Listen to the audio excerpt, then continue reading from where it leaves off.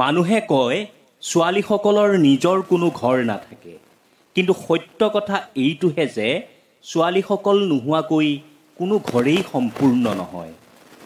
আমি এনে এখন দেশত বসবাস কৰোঁ য'ত ছোৱালীসকল নিৰাপদ নহয়। অলপ ৰাতি হ'লে বাহিৰত অকলে ওলাব নোৱাৰে, মন পচন্দৰ কাপোৰ পিন্ধিব নোৱাৰে, কোনো ল'ৰা বন্ধুৰ লগত ৰাস্তাত কথা পাতিব নোৱাৰে।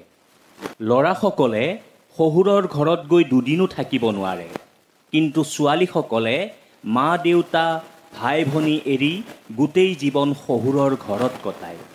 বেলেগৰ ল'ৰাজনে যদি নিজৰ ছোৱালীৰ কথা শুনে তেতিয়া ল'ৰাজন গুণৱান, আৰু নিজৰ ল'ৰাজনে যদি বোৱাৰীয়েকৰ কথা শুনে তেতিয়া ল'ৰাজন জধামূৰ্খ আৰু ৱাইফৰ গোলাম। এইটোৱেই সমাজৰ বাস্তৱ চিত্ৰ। ছোৱালীসকলৰ জীৱন মমবাতিৰ দৰে, আনক পোহৰ বিলাই যায়, নিজেও জ্বলি পুৰি শেষ হৈ যায়, কিন্তু সেই দহন কোনেও বুজি নাপায়। ছোৱালী এজনীক যদি ঘৰৰ পৰা চাই চিতি বিয়া দিয়ে আৰু সংসাৰখন ভাঙি যায় তেতিয়া কয় তোমাৰ ভাগ্য বেয়া। আৰু যদি ছোৱালীজনীয়ে ভাল পাই বিয়া হয় আৰু সংসাৰখন যদি ভাঙি যায় তেতিয়া কয় তুমি নিজে চাই গৈছিলা, তোমাৰ এনে হ'বই। মা দেউতাৰ আদৰৰ ছোৱালীজনী, যিয়ে এগিলাচ পানী ঢালি খোৱা নাছিল, তাই আজি পাকৈত ৰান্ধনী, সকলোকে ৰান্ধি খুৱায়। সৰস্বতী পূজাত তিনিজনী মিলি মেখেলা চাদৰ পিন্ধোৱা ছোৱালীজনী আজি সকলো অকলে কৰি সংসাৰ চলায়। পাৰ্থক্য মাথো এটাই, আগতে কষ্ট পালে মাৰ কোলাত মূৰ থৈ কান্দিছিল, আৰু এতিয়া কষ্ট পালে গাৰুটো বুকুত সাবটি কান্দে। ছোৱালীসকলে যিমান সুখৰ আশা কৰে সিমান বেছি কষ্ট পায়। ছোৱালীসকল বিয়াৰ পিছত বোৱাৰী কম, শহুৰৰ ঘৰৰ সকলোৰে প্ৰয়োজনত ব্যৱহাৰ কৰা জীৱন্ত মেচিন বেছি হয়। সেইকাৰণে বিয়াৰ আগত জানি ল'বা, তুমি যাৰ কাৰণে সমস্ত এৰি যাব ওলাইছা তেওঁৰ কাৰণে তুমি প্ৰিয়জন নে প্ৰয়োজন। ছোৱালীসকলৰ ডিক্সনেৰীত মাথো দুটা শব্দ বেছি ব্যৱহাৰ হয়। এটা হৈছে এডজাষ্টমেণ্ট, আনটো হৈছে ছেক্ৰিফাইচ। প্ৰকৃত পুৰুষৰ চকুত নিজৰ ঘৈণীজনী বিশ্ব সুন্দৰী, আৰু কাপুৰুষৰ চকুত আনৰ ঘৈণীজনী সুন্দৰী। ছোৱালীসকল যিখন ঘৰত জন্ম লয় সেইখন ঘৰৰে এদিন অতিথি হৈ যায়।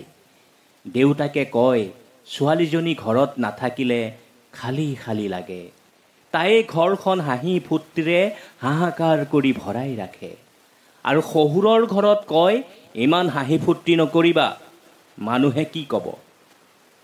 নিজৰ ছোৱালীজনীয়ে কাম নাজানিলে কয় মাকে তাইক কাম কৰিব দিয়া নাছিল, স্কুল কলেজ টিউচন এইবোৰতেই ব্যস্ত আছিল। আৰু বোৱাৰীয়েকে কাম নাজানিলে কয় ছোৱালী হৈ জনম লৈছা, এইখিনি কামো শিকা নাইনে, ঘৰত কি ষ্টাইল কৰি ঘূৰি আছিলা। ছোৱালীসকলৰ মনটো খুব নৰম, সিহঁতক যি ইচ্ছা তাকে কৰিব পাৰি। তেতিয়াহ'লে আপুনি ভুল হয়। সিহঁতৰ মনটো খুব নৰম, সিহঁতক মৰমেৰে সুখত ৰাখিব পাৰি। সিহঁতৰ অলপ যত্ন ল'লে, অলপ কেয়াৰ ল'লে আপোনাৰ কাৰণে জীৱনটোও দিব পাৰে। সকলো মানুহ একে নহয়, বহুতে বোৱাৰীক ছোৱালীতকৈ বেছি মৰম কৰে, সেইসকলক মোৰ শত শত প্ৰণাম। যিসকলে বোৱাৰীক নাম ধৰি আৰু ছোৱালীজনীক মা বুলি মাতে সেইসকলক কৈছোঁ আপোনালোকে অলপ বুজিব চেষ্টা কৰক। আপোনাৰজনী এতিয়া আপোনাৰ নহয়, যিজনী আপোনাৰ ওচৰত আছে সেইজনীহে আপোনাৰ। কাৰণ মৃত্যুৰ সময়ত শেষ পানীটোপা কাষৰজনীয়েহে দিব লাগিব, বাকীবোৰেতো ডাক্তৰ বা নাৰ্ছে he is she is no' মোৰ বুলি কোৱাৰ পিছতহে আহিব। কাৰোবাক ভাল পোৱাটো ভুল নহয়, কিন্তু কাৰোবাক ভাল পাই সকলো বিলাই দিয়াটো ডাঙৰ ভুল। যেতিয়া কাৰোবাৰ ভাল পোৱা বেছি হৈ যায় তেতিয়া সেই ভাল পোৱাই সুখতকৈ বেছি কষ্ট দিয়ে। যদি অনুভৱ কৰা কোনোবাই তোমাৰ পৰা আঁতৰি ফুৰিছে তেনেহ'লে তাক আমনি নকৰাই ভাল। দেখাত সুন্দৰ মানুহ বহুত পোৱা যায়, কিন্তু যিসকল মনৰ পৰা সুন্দৰ সিহঁতক কেৱল ভাগ্যৰ বলতহে পোৱা যায়। সুন্দৰ এটা মানুহ নিবিচাৰি সুন্দৰ এটা মন বিচৰা, তেতিয়াহে ভাল পোৱাত সফলতা আহিব। বিশ্বাস তাকেই কৰা যিয়ে তোমাক কষ্ট দি নিজকে অপৰাধী বুলি ভাবে। আঘাত সেইখিনিতে কৰিছা য'ত তোমাক বহুত যত্ন কৰি ৰাখিছিলোঁ। এটা কথা কি জানা, সকলো কষ্ট সহ্য কৰিব পাৰোঁ, মাথো তোমাৰ অৱহেলা সহ্য কৰিব নোৱাৰোঁ। মানুহে দুখ পাহৰি যাব পাৰে, কষ্ট পাহৰি যাব পাৰে, কিন্তু আপোনজনৰ পৰা পোৱা বিশ্বাসঘাতকতা কেতিয়াও পাহৰিব নোৱাৰে। কপালত অৱহেলা লিখা থাকিলে হাজাৰ চেষ্টা কৰিলেও ভাল পোৱা নাযায়। এই পৃথিৱীত এনেকুৱা কিছুমান মানুহ আছে যিয়ে নিজৰ সুখৰ কাৰণে আনক কষ্ট দিব পাৰে, আৰু এনেকুৱা কিছুমান মানুহ আছে যিয়ে নিজে কষ্ট পায়ো আনক সুখী কৰাৰ চেষ্টা কৰে। যাৰ ওপৰত আমাৰ বিশ্বাস নাথাকে সি সঁচা কথা ক'লেও আমি মিছা বুলি ভাবোঁ, আৰু যাৰ ওপৰত এবাৰ বিশ্বাস আহি যায় তাৰ মিছা কথাবোৰো আমি সঁচা বুলি ভাবোঁ। সেইকাৰণেই আমি মানুহ চিনোতে ভুল কৰোঁ।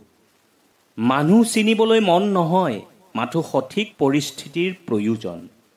টেনশ্যন আৰু মানসিক চাপত সেইসকলেই থাকে যিয়ে নিজতকৈ আনৰ কথা অলপ বেছি ভাবে। খং কমাবলৈ শিকক, কাৰণ এই খঙৰ কাৰণে বহুতো সম্পৰ্ক শেষ হৈ যায়। সহজ সৰল মানুহবোৰৰ ডাঙৰ ভুল হ'ল সিহঁতে গোটেই জগতখনক নিজৰ নিচিনা সহজ সৰল বুলি ভাবে। সেইকাৰণেই সিহঁতে বাৰে বাৰে ঠগ খায়। মন বেয়া থাকিব পাৰে, সময়ো বেয়া চলিব পাৰে, লোকে নানান কথাও ক'ব পাৰে, মাথো তুমি ধৈৰ্য ধৰা, অপেক্ষা কৰা, পৰিশ্ৰম কৰি যোৱা, চাবা তুমি এদিন সফল হবাই হবা। জীৱনটো বহুত অদ্ভুত, যিয়ে পায় সি সকলো পায়, আৰু যিয়ে নাপায় সি একোৱেই নাপায়। কোনোবাই গুৰুত্ব নিদিলে এই দুটা কাম কৰক। 1.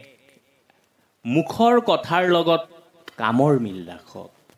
2.